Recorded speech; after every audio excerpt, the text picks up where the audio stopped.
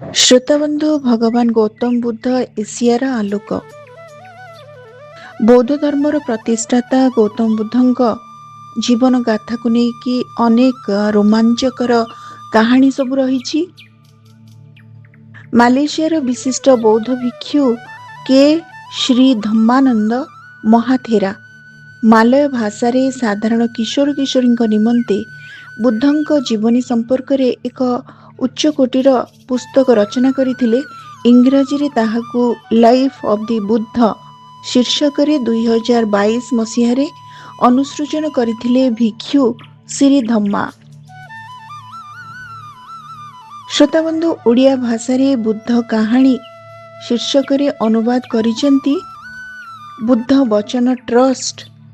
ଭିକ୍ଷୁ ଶ୍ରୀ ଧମ୍ମା ତାଙ୍କର ଏଇ life of the Buddha କୁ ଓଡ଼ିଆରେ ଅନୁବାଦ କରିଛନ୍ତି ବୁଦ୍ଧ ବଚନ ଟ୍ରଷ୍ଟ, ମହାବୋଧି ସୋସାଇଟି, ବେଙ୍ଗାଲୁରୁ।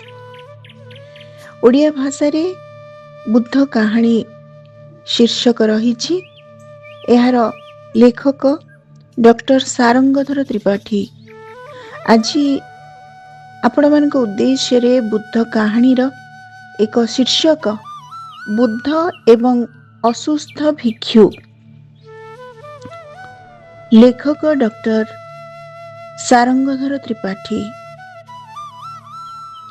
ଏକଦା ବୁଦ୍ଧ ଏକ ମଠ ପରିଦର୍ଶନରେ ଯାଇଥିବା ସମୟରେ ଏକ କୋଠରୀରେ ପ୍ରବେଶ କରିଥିଲେ, ଯେଉଁଠାରେ ଜଣେ ଭିକ୍ଷୁ ଏକ ଭୟଙ୍କର ରୋଗରେ ପୀଡ଼ିତ ହୋଇ ବହୁ ଯନ୍ତ୍ରଣା ଭୋଗୁଥିଲେ। ଯଦିଓ ମଠରେ ଅନେକ ଭିକ୍ଷୁ ଉପସ୍ଥିତ ଥିଲେ, ତଥାପି କେହି ଏ ରୋଗୀ ଭାଇଟି ବିଷୟରେ ଚିନ୍ତା କରୁନଥିଲେ।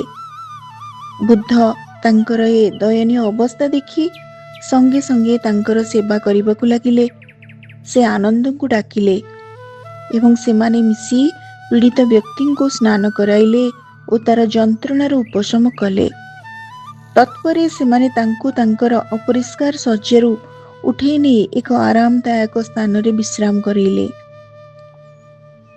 ଏହାପରେ ସେ ମଠର ଭିକ୍ଷୁମାନଙ୍କୁ ସେମାନଙ୍କର ଅବହେଳା ପାଇଁ ତାଗିଦ କଲେ ଏବଂ ସେମାନଙ୍କୁ ପରବର୍ତ୍ତୀ ସମୟରେ ରୋଗୀ ଓ ପୀଡ଼ିତମାନଙ୍କର ସେବା କରିବାକୁ ନିର୍ଦ୍ଦେଶ ଦେଲେ। ଯେଉଁ ଲୋକ ରୋଗୀ ଓ ପୀଡ଼ିତମାନଙ୍କର ସେବା କରେ, ସେ ମୋର ସେବା କରେ। ଶେଷରେ ବୁଦ୍ଧ ଏହା ହିଁ କହିଲେ।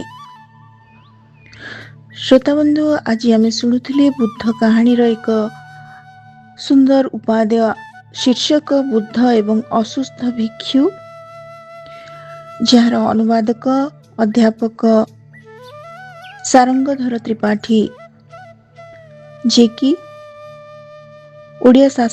ଓଡ଼ିଆ ଭାଷା ସାହିତ୍ୟ ବିଭାଗ, ସ୍ୱର୍ଣ୍ଣଭୂଷଣ, ଗଣପତି ନଗର, ବାଲିଆ, ବାଲେଶ୍ୱରର ଜଣେ ଉଚ୍ଚକୋଟୀର ଆଲୋଚକ, ଅନୁବାଦକ ଏବଂ ଜଣେ ପ୍ରାଧ୍ୟାପକ। ଭଗବାନ ଗୌତମ ବୁଦ୍ଧ ପରମ କାରୁଣିକ ଭଗବାନ ଏବଂ ତାଙ୍କର ମଣିଷ ଜୀବନକୁ ଯେଉଁ ଚେତନା ବାଣ୍ଟିବାର ଆଭିମୁଖ୍ୟ ଥିଲା, ତାହା ଆମେ ଏହି ବୁଦ୍ଧ କାହାଣୀ ଗୁଡ଼ିକରେ ପାଉ। ଆଜିର ଅଡ଼ିଓଟି ଆପଣମାନଙ୍କୁ କେମିତି ଲାଗିଲା, ଆପଣମାନଙ୍କ ମତାମତ ଅପେକ୍ଷାରେ ରହୁଛି। ଧନ୍ୟବାଦ।